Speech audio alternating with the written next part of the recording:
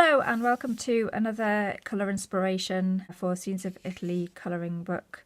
Today we're working on this picture here, Isola Bella on Lake Maggiore. So you can see this little island, the beautiful island from the town of Stresa, which is about, it was a train's ride away from Milan. So I've already started doing some of the greens in the hills. Again, I've not looked at the photograph for this one, so I'm just doing what you would do really, making it up as I go along. And then I've used, it's actually, the coloured pencil is silver. And it kind of does have a silvery tone because that's the coloured pencil and then that in there is like a normal pencil. I think I used the HB on that one. So it is a more silvery grey tone to it than a normal kind of graphite pencil. Before I continue, because this has got quite big areas of white, you can see the design from below, so right under the page. So what I'm going to do is put a piece of paper under it so that it acts as a barrier so you can't see through. Right, so let's do some of the sky. I want to kind of have a purpley tinge to the sky. So I'm going to start with this at the top and then maybe blend in a bluey colour at the bottom.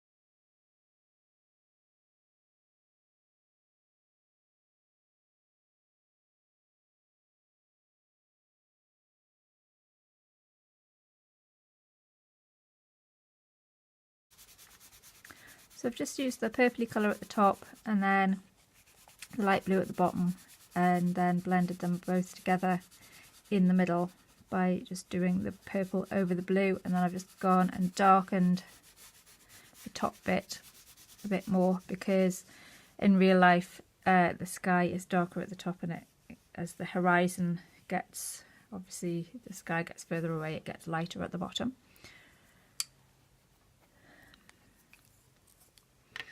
Right, for the greens, the hills, I've used 3 different shades. So I've used that one, and that one, and this is the 2 colours together. So I'm going to use another few combinations of the greens together. So I think I might use these 2 for this bit.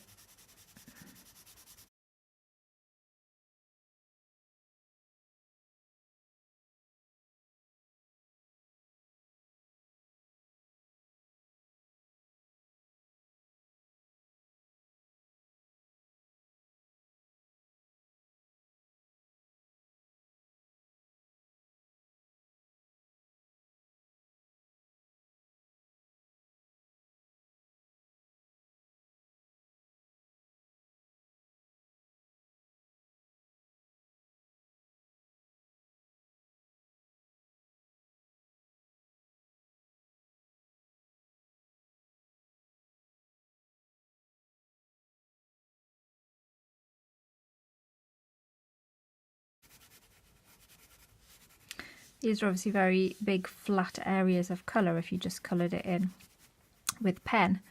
So you could do some kind of blending and shading and put some more details in yourself. So kind of do some shadowing like that, or you could maybe like add some trees by going up and down like this, or doing different textures and things. Or you could just do it flat, completely up to you. I think I might do a mix of all three colours in this one. So I'm going to start light colour.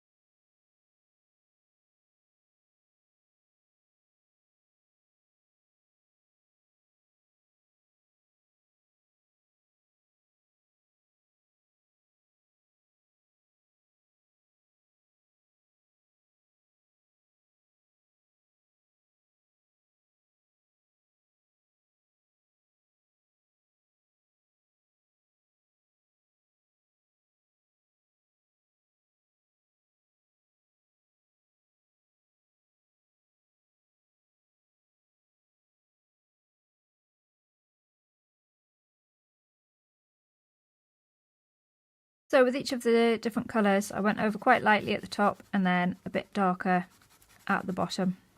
And of course with three shades of the same colour, if you mix them together, you can come up with 1, 2, 3, 4, 5, 6 different shades of green. So you can cover quite a big area without any difficulty. Let's just go over that a little bit because that is looking very much like that. Because I've used all of my three greens in the background, what I'm going to do for the trees is I'm going to use the darker one and shade them in. Just left that little bit white just for a little highlight. I can't remember where the light was coming from, but if you choose one direction and carry it through.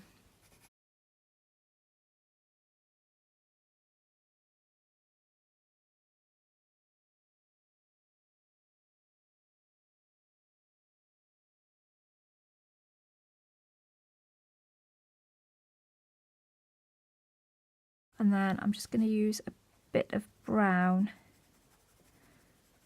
for some shading. And then it'll kind of make it look a slightly different colour than the background hills.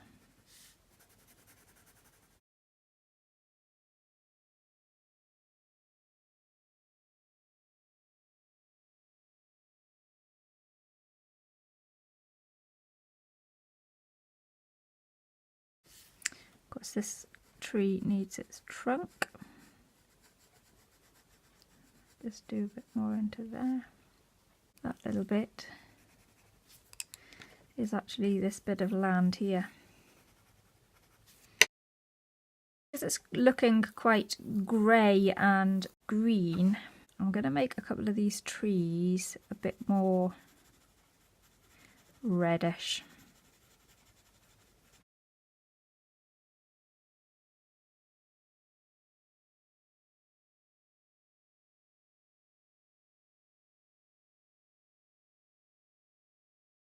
And I'll pop a bit of yellow in as well.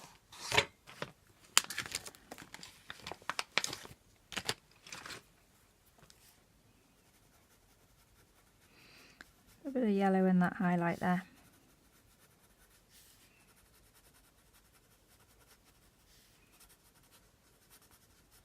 Just to lift some of the trees a bit. The other thing I'm going to do with the red to lift things is do some of these roofs. I did red and I think that was a bit of grey or black on there.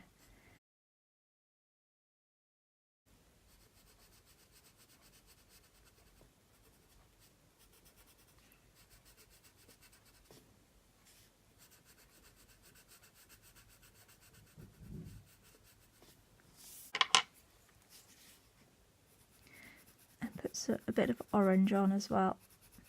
There's Mediterranean rooftops. Okay, we're also going to make our little boat here red.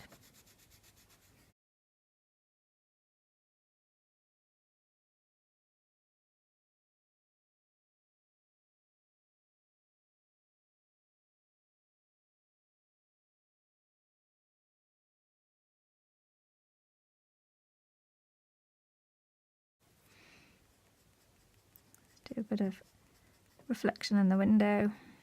There. Okay, so now all that we need to do is the water. So I'm going to take the two colours that I had for the sky. Start with the, obviously because the purple was at the top, it's going to be at the bottom of the water. Just going to do this fairly loosely because obviously there'll be reflections and highlights, white highlights in the water. Obviously the only detail I've put in are the little spray bits across there. So let's do that. Let's make a little bit darker at the bottom. And then start at the top here. It's a bit of fluff.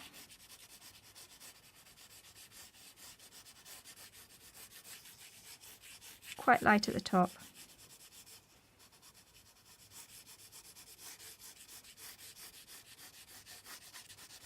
See, I'm not colouring it all in, it's just kind of like a random stripy colour, but it'll give the water some movement. And then put some more purple in the middle where it meets up. Then of course we can't forget our reflections, so I'm going to get the silver and some black, red, and a couple of the greens, and then just do little short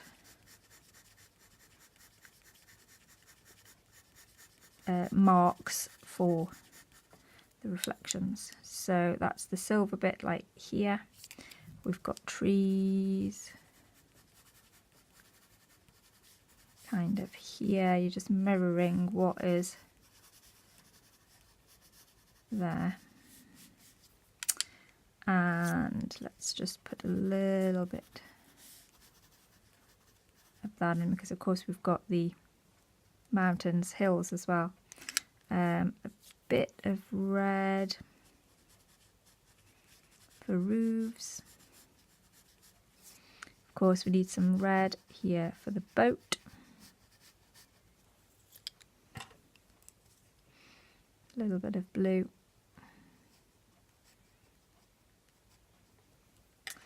And then I'm just going to do a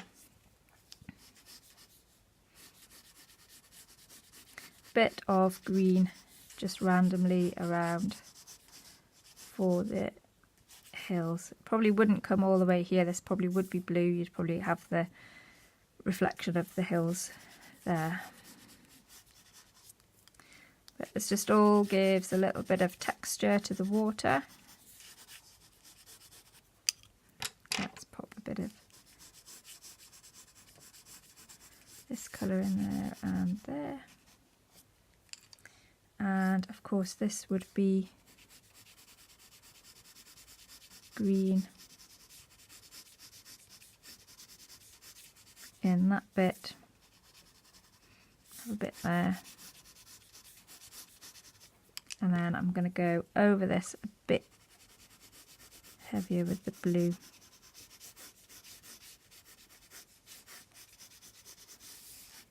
Like that, so you're just building it up. I think we need just a little bit more because the reflections tend to be quite dark next to the actual structures that touch water, like that.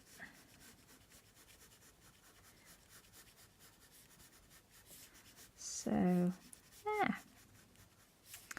Well, I hope that's given you some inspiration as to how to colour in your scene of Isola Bella on Lake Maggiore, and hopefully I shall see you again in the next video. Thanks for watching. Bye!